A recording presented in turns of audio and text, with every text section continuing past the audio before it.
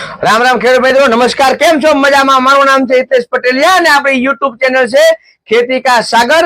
આપ સૌ ખેડૂત મિત્રોનું હાર્દિક સ્વાગત છે. હવે ઘણા બધા ખેડૂત મિત્રોનો પ્રશ્ન હતો કે ભાઈ અમે શાકભાજીના પાકની માલિપા અમારે મરચી કરવી છે, તો ગયા વર્ષે કઈ કંપનીની સારી મરચી થઈ છે? અને મરચી તો સારી થઈ હતી તે, પણ રોગ જેવા પણ એમાં ઓછા લાગે, આથરા માટે મરચા હારા લાગે, અને દલવા હોય લાલ મરચા તમને કહું તો એમાં કઈ વેરાયટી સારી, અને લીલા મરચા તમને કહું ગાંઠિયા બાઠિયાની અરે ધબરાટી બોલાવે મજા બોલાવી હોય તો કઈ વેરાયટી આપણે સારી કરવી જોઈએ? હવે એમાં એક કંપની છે આપણી સ્થાનિક ગુજરાતની કંપની, જેને ટેકનોલોજીમાં ઇન્વેસ્ટમેન્ટ કર્યું, ટેકનોલોજીમાં, અને બદલતા સમયની સાથે, બદલતા વાતાવરણની સાથે, બદલતા ક્લાઇમેટની સાથે, કે ભાઈ ગરમી પડતી હોય, ઠંડી પડતી હોય, કે પછી ઝાકળછાયું વાતાવરણ હોય, અને વધારે પડતી જ્યારે ઋતુ બગડતી હોય, એવા સમયમાં જે વેરાયટી સારી ઉભી રહે, રોગ પ્રતિકારક શક્તિ પોતાના ઓલામાં ખમવાની તાકાત હોય. કેવી રીતે કે ભાઈ 4-5 દિવસ માટે વાતાવરણ બગડી ગયું હોય તો બીજી અન્ય વેરાયટીની મારી પાસે વાયરસ આવી જતા હોય છે, પાંદડા કુકડાઈ જતા હોય છે, મરચાઈ તમને કોઈ વાળકા થઈ જાય છે, અને ડીટલા કાળા પડી જતા હોય છે. તો હવે એમાં કોઈ સારી એવી વેરાયટી હોય તો એક છે સુકીતુ સીડ્સ કંપનીની Meeva, MEEVA hybrid F1 chilli seeds Meeva નામની વેરાયટી છે. બરોબર, ડબલ પટ્ટામાં તમને કોઈ આવશે, અને જોરદાર વેરાયટી એકદમ ગ્રીન અને પોપટી કલરમાં આવશે. તમારે લાલ મરચામાં પણ ઉત્તમમાં ઉત્તમ છે, પછી લીલા તમારે વેચવા હોય તો એમાં પણ ઉત્તમ છે, અને પછી તમારે એને આથરું બનાવવાનું હોય, મરચા થોડાક સૂકવીને આપણે આથરું બનાવતા હોય ને ઘરે, કે ભાઈ મરચા લઈ આવો અઠવાડિયું તમને કોઈ બોળો નાખે ને પછી નાખીને તરીકે હૂકવે, તો એ આથણામાં પણ જોરદાર વેરાયટી હોય તો બે વેરાયટી છે. એક મીવા વેરાયટી છે અને એક બીજી વેરાયટી આવશે પ્રાડો. બરાબર છે, જે પ્રાડો વેરાયટી છે એ બોલર સેગમેન્ટની માલિક આવશે. મોટું તમને કોઈ જોરદાર મરચું થશે, અને લીલા વેચવામાં પણ તે અને લાલ વેચવામાં પણ આ બંને વેરાયટી સારામાં સારી છે.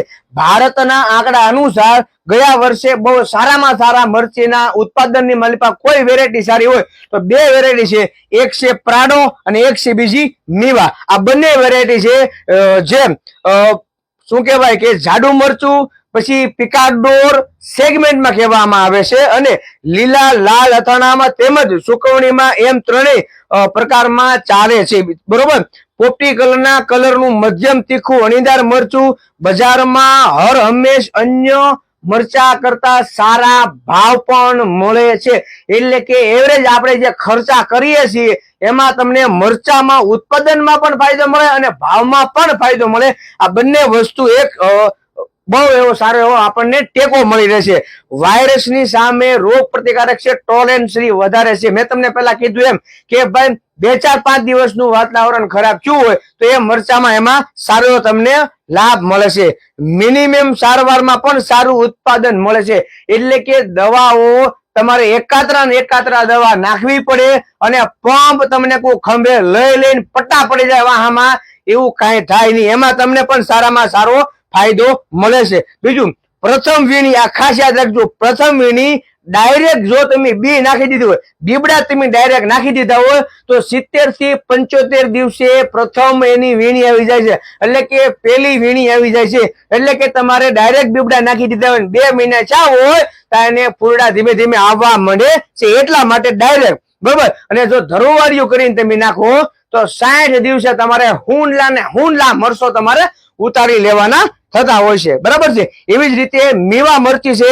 બરોબર, એમાં 17 થી 20 સેન્ટીમીટર લાંબુ મરચું છે, એટલે કે લાંબુ મરચું છે, ભરાવદાર મરચું છે. મરચાની અંદર બીજની સંખ્યા જાજી આવે, એટલે કે વજન પણ સારું એમાં આવે છે. રોગ પ્રતિકારક શક્તિ એમાં પણ સારી આવે છે, અને લીલા તેમજ સુકવણી તેમજ ડ્યુઅલ પરસ્પરમાં ચાલે પણ. એટલે કે તમારે કોઈ પણ વાતાવરણ હોય અને વાતાવરણની સામે અનુકૂળતા આવે એવી વેરાયટી છે. ખાસ કરીને આ બંને વેરાયટીઓ તાકાતવર વેરાયટી છે, એટલા માટે તાકાતવર ઉત્પાદન આપે છે. એટલા માટે ખોરાકે પણ એને તાકાતવર જ હોવો જોઈએ. જેમ કે ઘટોજગજ ભીમનો છોકરો, ભીમે તમને કોઈ કેવો માણસ હતો, એવી તાકાત વાળો માણસ હતો, તેનો છોકરો કેવો જોઈએ, એની કરતા ડબલ તાકાત વાળો માણસ શોખ નો છો, કારણ કે જેના બાપમાં તાકાત હોય એના દીકરામાં 100% તાકાત હોય. એવી રીતે તમે આ એના બાપમાં તાકાત છે તો આપણે એટલું જ એને ખાતર આપવું જોઈએ વ્યવસ્થિત. કોઈ પણ દવા નાખે પાંદડામાંથી તમે રોગ કાઢી શકો, ફૂગ કાઢી શકો, વાયરસ ને થોડોક તમે કંટ્રોલ કરી શકો. ઉત્પાદન માટે તમારે સારામાં સારું એને ખોરાક જ આપવો જોઈએ. ચાહે તમે એને ઝીંક આપો, મેગ્નેશિયમ આપો, કેલ્શિયમ આપો, બોરોન આપો, મેનિબ્લોડમ આપો, એમિનો એસિડ આપો, એગ્રોસિલ નું મહાલાભ આપો તમ તારે, બરાબર છે. સલ્ફર મિલ નું તમે ટેકનો ઝેડ વાપરો, કે ન્યુ ફાર્મ કેમિકલ નું વિટા ઝીંક વાપરો, કે ઓમકાર નું ઝીંક પ્લસ વાપરો, બરાબર છે. પરંતુ માઇકો રાજા કોઈ પણ કંપનીનું વીઘે 2-2.5 કિલો લેખે ફરજિયાત આપો, કારણ કે મૂળિયા જયારે ખીલા ધરી દીધા છે ને ત્યારે પાછું ખાતર લઈ શકશે. અને ખાતર તમે એને ટાઈમ ટુ ટાઈમ વ્યવસ્થિત અને વધારે આપશો તો ઉત્પાદનમાં આ બંને વેરાયટી તમારે ઉત્પાદનમાં બંને વેરાયટી એકબીજાનો બાપ છે. એટલે તમે સુકેતુ સીડ્સ કંપનીની મીવા અને પ્રાડો આ બંને વેરાયટી તમે કરી શકો છો. એમની દૂધીની પણ વેરાયટી આવે છે, મખમલી આવે છે, એકદમ બોટલ દૂધી થાય છે. અને માર્કેટમાં લઈ જાવી આપણે બહુ સરળ છે, કારણ કે એના ભાવ આવતા હોય ને આપણને તો હોશે હોશે લઈ જવાનું મન થાય. ચાહે તમે ગાડી વાહન લઈ જાઓ, ટેમ્પામાં નાખો કે આખું ટ્રેક્ટર ભરી જાઓ, પણ આપણને ભાવ આવે, આપણો માલ વેચા જતો હોય, એકદમ બોટલ ગાઢ દૂધી થતી હોય, લીલી કાચ દૂધી થતી હોય, બરાબર, તો જ આપણને એમાં ફાયદો મળે છે. અને આ બંને વસ્તુ એવી છે, ત્રણે વસ્તુ કે તમે મરચા કરો કે દૂધી કરો, બારે સારે થાય, ગમે ત્યારે થાય, તમારે ગમે ત્યારે આનું વાવેતર કરી શકો છો. અને આપણી સ્થાનિક ગુજરાતની કંપની છે એટલે એવું ન માનતા કે આ લોકલ છે. ટોપ કંપનીની અત્યારે સેલિંગમાં અત્યારે હાઈએસ્ટ વસ્તુ આની વેચાય છે, કારણ કે એને ટેકનોલોજીમાં ઇન્વેસ્ટમેન્ટ કરેલું છે. અને આગળ પણ ટેકનોલોજીમાં જે ઇન્વેસ્ટમેન્ટ કરશે એ જ કંપનીના બિયારણો ચાલવાના છે, કારણ કે ટેકનોલોજી દાડે દિવસે તમને કોઈ બહુ મોટી થતી જાય છે. અને ત્યારે કોઈ કંપની કઈ ટેકનોલોજી લઈને આવે કાંઈ નક્કી નથી. વિદેશી કંપનીના જે આપણે મરચા ને દૂધિયા તુરિયા કરતા એમાં આપણી આ ભારતની ખાસ કરીને ગુજરાત માટે ગૌરવ લેવાય એવી વાત છે. સુકેતુ સીડ કંપની વાળાએ તમને કોઈ ડંકો વગાડી દીધો છે. અને હરેક ડીલર પાસે આજુબાજુના ગામડામાં તમને અથવા તમારા તાલુકામાં છે, જિલ્લામાં છે, બધે આ બધી એની વેરાયટી તમને મળી રહેશે. શાકભાજીમાં અત્યારે નંબર 1 છે, એકો છે. આવા જ વિડીયોને જોવા માટે આપણી ચેનલને સબસ્ક્રાઇબ કરી લેજો.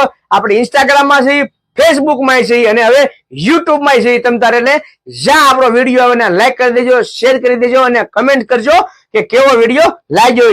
વધુ વિડીયો માટે જોતા રહો આપણી ચેનલને ખેતી કા સાગર. જય જવાન, જય કિસાન.